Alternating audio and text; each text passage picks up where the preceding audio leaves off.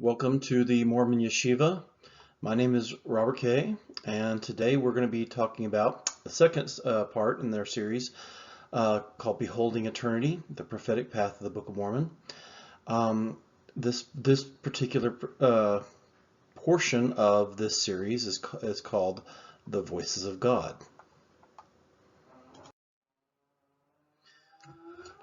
The three voices of God, Pehoran, Peanki, or Peanoki, and Pekumani. The Book of Mormon is probably one of the most neglected books in the Book of Mormon.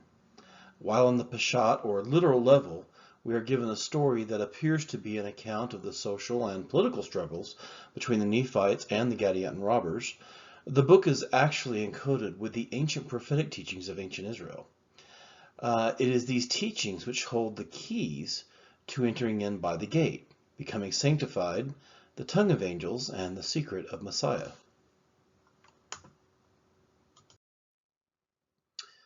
So what appears to be the account of a political struggle among the Nephites actually contains a much more ancient teaching regarding the three voices of God and the words of power connected with the Israelite traditions of the prophetic. Let's start here in Helaman 1. And now it came to pass in the commencement of the 40th year of the reign of the judges over the people of Nephi, there began to be a serious difficulty among the people of the Nephites. For behold, Pehoran had died, and had gone the way of all the earth. Therefore there began to be a serious contention concerning who should have the judgment seat among the brethren. Who were the sons of Pehoran? Now these are the names of those who did contend for the judgment seat, who did also cause the people to contend: Pehoran, Pe-Anoki, and Pe-Kumani. Now these are not all the sons of Pehoran, for he had many. But these are they who did contend for the judgment seat. Therefore they did cause 3 divisions among the people. Nevertheless, it came to pass that Pehoran was appointed by the voice of the people to be chief judge and a governor over the people of Nephi. Helaman 1, 1-5. One of the first things we should be looking at is the year in which this occurred. And now behold, it came to pass in the commencement of the 40th year. The number 40 is equivalent to the letter Mem in Hebrew, which stands for waters. So there's something here in this particular teaching that is giving us an introduction and is giving us a connection to an immersion in water, like a ritual immersion, what we would call baptism, or a mikvah, a gathering of waters. But the idea here is we're beginning to see a symbolic picture and story being presented to us. Like other ancient Israelite prophetic works, the Book of Mormon draws upon historical characters and events to communicate deeper teachings.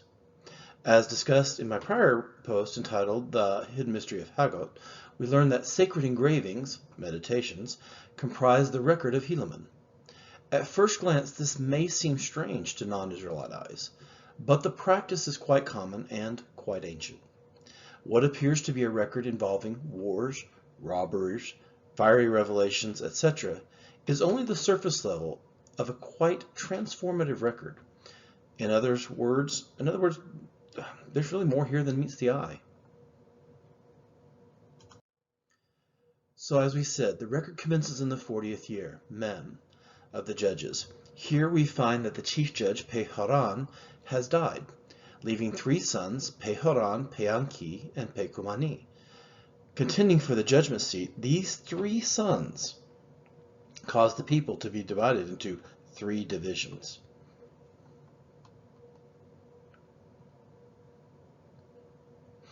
You know, in ancient Israel, what most people do not realize is that in some of the mythology and tradition of ancient Israel, it was taught that God, Yod-Heh-Vav-Heh, had many sons, that there were 3 principal sons who basically contended, if you will, for the right to the judgment seat, if you will. And many of these sons, because he had many, but many of these other sons were considered like the 70 sons of El, or like the angels or the angelic beings that God created. So there's a lot of kind of a play on words here and some poetic symbolism where this particular story is patterned itself off a much older story. The record commences in the 40th year, Mem. Here we find that the chief judge, Pehoran, had died, leaving 3 sons. Like I said, 3 sons, Pehoran, Pe-Anoki, and Pe-Kumani. Contending for the judgment seat, these 3 sons caused the people to be divided into 3 divisions. The meaning of their names has often eluded Mormon scholars, but as I've maintained, the Book of Mormon is full of Hebrew word constructs that can be deciphered using the components of the word and the context in which the word is used. Pehoran. Let's begin by examining the name Pehoran. The word is really constructed as follows. Pe, mouth or voice, Haran, hills or mountain. So if we were to say Pehoran, the voice from the hills and the mountains.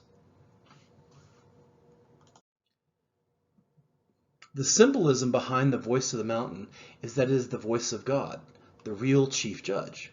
The phrase, voice from the mountain, is meant to take the reader back to Exodus 19 and 20, where the voice of God came down from Mount Sinai like a trumpet, causing the earth to quake and tremble, and the people to stand afar off. Quote, and it came to pass that on the 3rd day of the morning that there were thunders and lightnings and a thick cloud upon the mount, and the voice of the trumpet exceeding loud, so that all the people that were in the camp trembled. And Moses brought forth the people out of the camp to meet with God. And they stood at the nether part of the mount. And Mount Sinai was altogether on smoke, there because the Lord descended upon it in fire. And the smoke thereof ascended as the smoke of a furnace. And the whole mount quaked greatly. This is God speaking the 10 Commandments. And all, if you will, I mean, not just the 10 Commandments, but basically God introducing himself to the people and then the subsequent leading up to the speaking of the 10 Commandments. And all the people saw the thunderings and the lightnings, and the noises of the great trumpet, and the mountain smoking. And when the people saw it, they removed and stood afar off. And they said unto Moses, Speak thou with us, and we will hear. But let not God speak with us, lest we die. No, so here we have the idea of Pehoran, the voice from the mountain, being equated with this actual, voice from the Mount Sinai, and the terrible voices of God, the trumpeting voices of God. Pe Kumani, the voice of power. Pe, voice, mouth or voice. Kum, ani is kind of like my or personal voice. Kum, powerful, visualizing a mountain rising up, something awesome. So the voice of power. And then, of course, we have Peanki. That's how it's listed. It actually, Anki or Anoki, meaning I am. So Pe, mouth or voice. This is called the voice of dedication, but it's a little bit different. It's often equated with something else called the voice of destruction, the voice of dedication or consecration, but not the way Mormons think of consecration. It's a setting apart and can be a setting apart to destruction. So Anoki, when God pronounced the 10 Commandments, his first word was Anoki, I am, the Lord thy God, and is connected with God as a consuming fire in Deuteronomy 4:29, etc. It's the idea, it has also been referred to as a voice of cursing, a voice of destruction, sometimes referred to as the black speech. But it was a voice of power that usually was terrible, okay? For the Lord thy God is a consuming fire, even a jealous God, Deuteronomy 4:24. And understand this day that the Lord thy God, in which goeth before thee as a consuming fire, he shall destroy them, and he shall bring them down before thy face. So thou shalt drive them out and destroy them quickly, as the Lord hath said unto thee, Deuteronomy 9:3. In these areas, the idea is, I am the Lord thy God. The I am there, Anoki, the word is connected with this idea of a voice of destruction, if you will. So 3 sons equal 3 voices, okay? And there's also another ancient teaching that I'm not going to go into too much depth here at this time, but is the idea that the 72 names of God, which is also called the voice of angels or the tongue of angels, were divided into three concourses: a voice of blessing, a voice of power, and excuse me, a voice of mercy, blessing, voice of power, and the voice of destruction. But here, the mention of these three voices encompasses some of the most ancient teachings of the house of Israel regarding the three voices of God. The Book of Mormon itself also provides the meaning of these names. Unbeknownst to many, Helaman chapters 1 through 12 is a continuous record, with 13 and 16 being added later regarding Samuel the Lamanite. Helaman chapter 1 parallels Helaman chapter 12, and by examining the poetic structure of the text, we will see the teaching regarding the three voices of God, and in this case, chapter 1 paralleling aspects of chapter 12. So in Helaman 12, verse 5, yes, how quick to be lifted up in pride, yes, how quick to boast, and do all manner of that which is iniquity, and how slow are they to remember the Lord their God, and to give ear unto his counsels. Yes, how slow to walk in wisdom's paths. Behold, they do not desire that their Lord their God who hath created them should rule and reign over them, notwithstanding his great goodness and his mercy towards them. They do set at naught his counsels, and they will not that he should be their guide. So here, the Lord their God, Yehovah Elohim, is compared to the chief judge who rules over all the people. We see the voice from the mountain displayed specifically, though, in chapters 12, 7 through 9. Specifically, verse 9. Oh, how great the nothingness of the children of men! Yes, even they are less than the dust of the earth. For behold, the dust of the earth moveth hither and thither, to the dividing asunder at the command of our great and everlasting God. Yes, behold, at his voice do the hills and the mountains tremble. Peharan, voice from the mountain. Voice, do the hills and the mountains tremble and quake. Here we see the Book of Mormon drawing upon the same language regarding the trembling and quaking of the hills, similar to the trembling and quaking of the mountains of Sinai that was described earlier.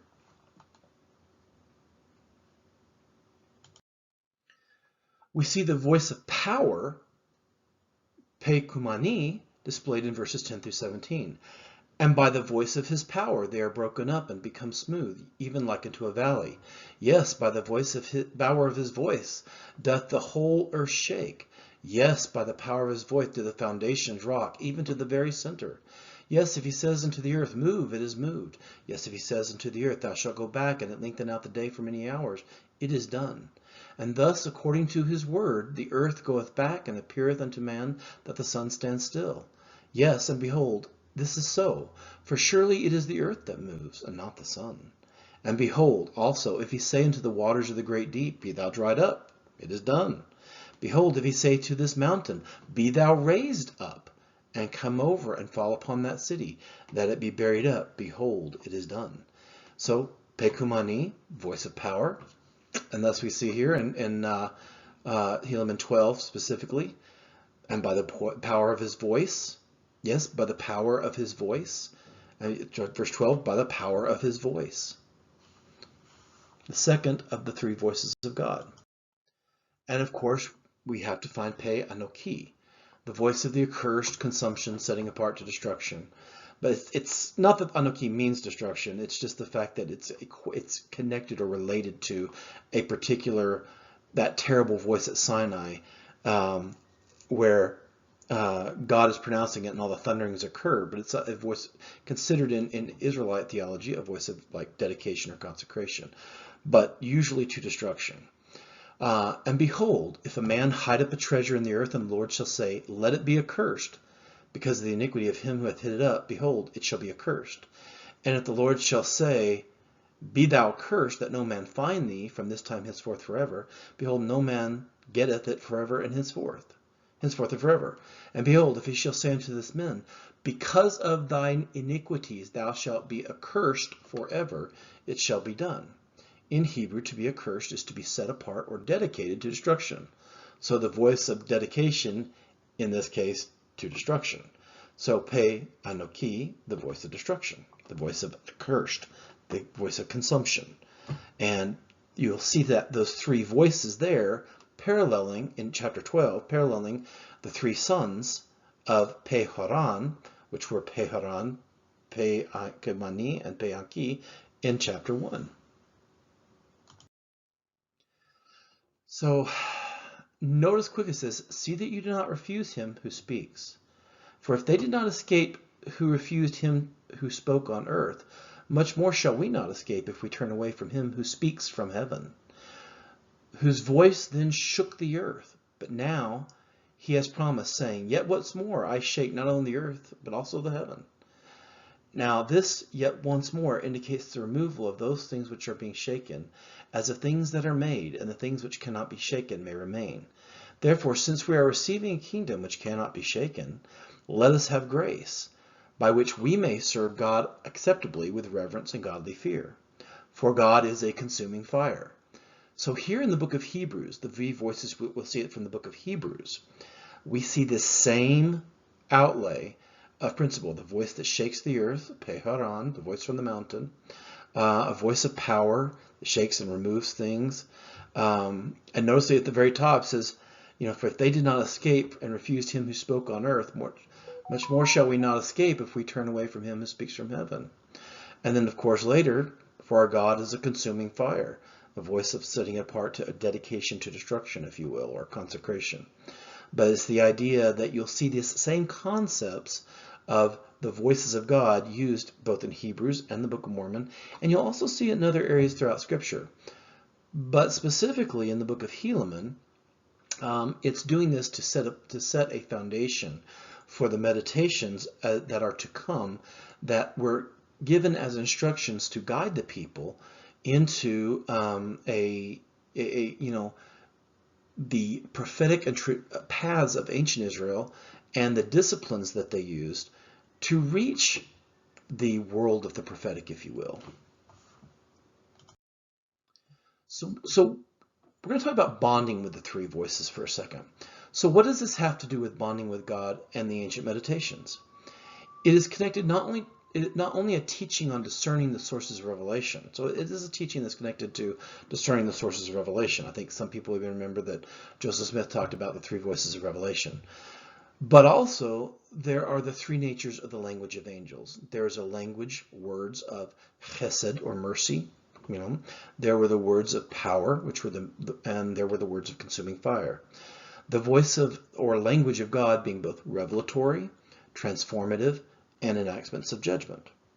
So one of the principles is that as a person, obviously approaches the throne of heaven or calls upon the name of God, we have to be familiar with those voices. In other words, what are the three voices? What are we meant to be familiar with? That there are words, language, there is a voice of mercy, there is a voice of power, and there were the voices of destruction or consumption. So these are connected with three ancient primary enactments of an Oriental emperor, if you will. These are the equivalent of the types of words they would speak. We would either ask for mercy, we ask for power and judgment, or we're going to ask, for destruction or retribution against enemies. But the idea being overall is that, God is giving us a pattern here to lay the foundation for us to begin to understand that there are three aspects of his voice. Three types of words that we will become, words of power that we will become familiar with. In a sense, also three groups of angelic beings, if you will, that they're corresponded to. And that number three being, of course, quite important in helping us to understand, what we will encounter as a person calls upon the name of God. So it's an instruction manual, if you will. And this should lead us to the idea of language having power. And, we find this in a very ancient doctrine connected with the prophet Enoch. so great was the faith of Enoch that he led the people of God, and their enemies came to battle against them. And he spake the word of the Lord, and the earth trembled, and the mountains fled, even according to his command. And the rivers of waters were turned out of their course, and the roar of lions was heard out of the wilderness. And all nations feared greatly. So powerful was the word of Enoch, and so great was the power of the language which God had given him. Moses 7:13. What we're talking about is what was called anciently the language of power, the language of angels. And Enoch was given the power in that type of language. He serves as the type of all who follow in that prophetic path, in the sense that so powerful were the words that God gave him, that it is what caused the giants to stand afar off. It's what turned those armies out of their bounds, and mountains moved. It was those same things by which the brother of Jared said to Mount Zerin, move, and it's moved here. There's a great teaching in the Book of Ether that we'll also explore later on about the language of power, the language of angels, and the encrypted teachings that are put inside the Book of Mormon, so that those who are truly looking and who have eyes to see will search these things out. The idea of a holy tongue, or a language of power, or the language of angels, we see that where even in Judaism to this day, people look to as Hebrew as it were the holy tongue. But I'm not so sure that is necessarily the case. It may be because obviously it was always equated that the Hebrew alphabet and language was given by God. But whether that's the case or not, it does give us back to the idea that there was once a very ancient language, a one tongue, a singular tongue that came from God that was given by Adam.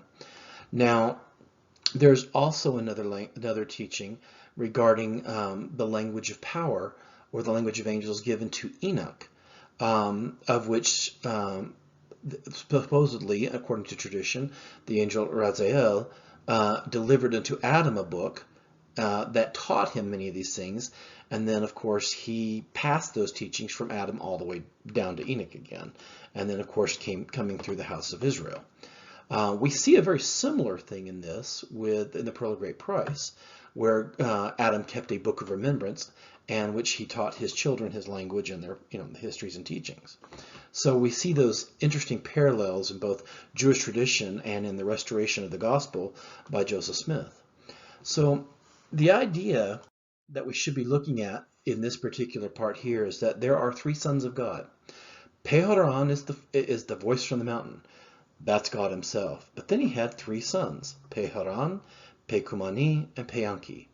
A voice of blessing, mercy, if you will, a voice of power, and the voice of destruction, black speech, dedication, consumption, whatever you want to call it. But basically you get the idea that the symbol of the sons and the meanings of their names carry additional meanings. So while on the literal level we're also meant to understand that we're given a literal story, the symbolic aspect of the story is meant to teach us about the nature of the three voices of God, the nature of the language of power, and the nature of meditation, and what people will encounter and how they will bond with God. And they will follow those three sons, if you will, the path of those three. And then if you go on and read the story in Helaman, you'll find something quite interesting. So thank you, and look forward to next time.